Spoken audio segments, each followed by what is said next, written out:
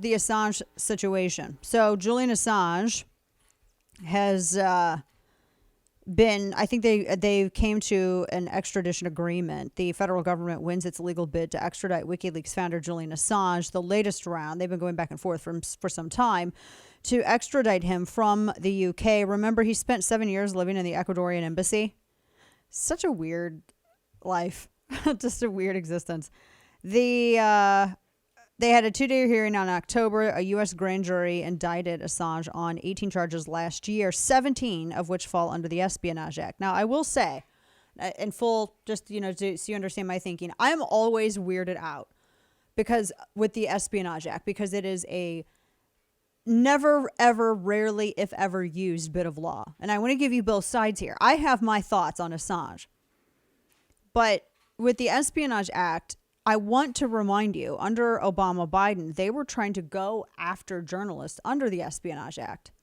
One of those happens to be a friend of mine, James Rosen. James Rosen is not, even though he worked for Fox News for a bit, he's not a partisan. And I've never actually explored. I mean, I've never actually explored the depth of his political views. I mean, I assume that he's a conservative. I mean, he wrote a book about Buckley's speeches that he has given, but he was very and is very dedicated to just being a very straight, no chaser news guy. And I've had him on air before, and I have baited him 6 ways to Sunday to get a little bit more zealous on certain stories, and he shuts me down. He won't do it. There's some people like that. I appreciate that. Brett Baer's like that too. Brett Baer, you would assume, is a conservative, but if you try to bait him on stuff, if you've watched him when he's gone on the 5 and that, he'll shut you down. And they're very rare, and there's some people, there are a couple of people like that on CNN. I will give credit where it's due. And I bring this up because Rosen, this was a regular standard piece that he wrote at the time. And this was back under Obama-Biden, and it was a story about North Korea testing this a missile, right, or a rocket. And they do this all the time. They test this rocket, whatever. And Rosen had written a piece on this, and it was, kind of standard fare. There wasn't any trade secrets in this. And for whatever reason, and the thought was that it compromised the narrative that the Obama-Biden administration was trying to get out with regards to North Korea, China, et cetera, et cetera.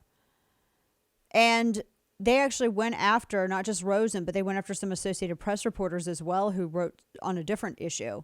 And they tried to prosecute them under the Espionage Act. Now, it's a rare kind of bit of law, or a not totally obscure, but it's not, it's something that you don't see brought up every day. And to me, it's a little odd that it would go under that. And one of the justifications, from my understanding, as to why they're trying to use the Espionage Act to go after him is they're saying that he was colluding with Bradley Manning, or Chelsea Manning. I'll call him Chelsea all day long, but you don't get to control my pronouns because I don't bow to the patriarchy.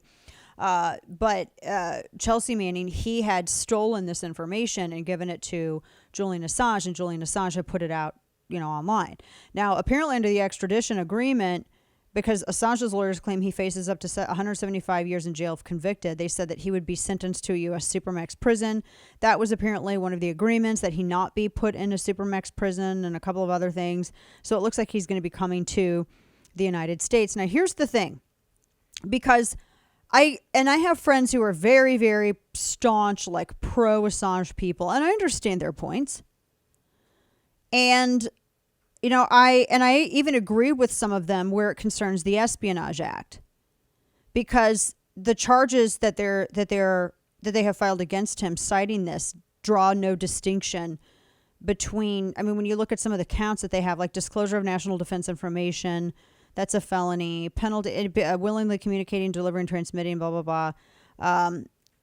You got to be. I do think that you have to be careful when it concerns like actual news and actual espionage. But here's the thing.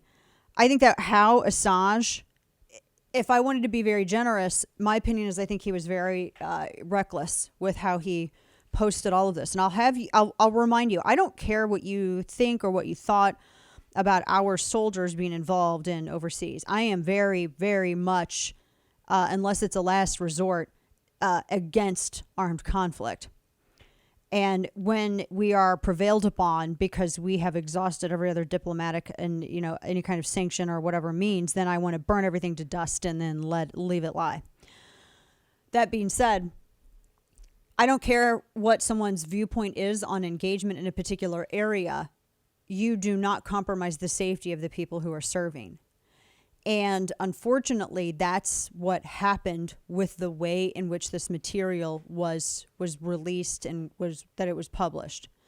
And that's kind of, where I've always had, that's where I've always had this disagreement with. And when I look at, I know that the Obama administration had condemned him. I know Hillary Clinton hated him. At first, President Trump had said that WikiLeaks was disgraceful and that there should be a death penalty. But then after the WikiLeaks thing with their emails came out in 2016, everybody liked them. But I've even had friends on Fox defend him. I watched them defend. I can't defend the dump where it hurt our military.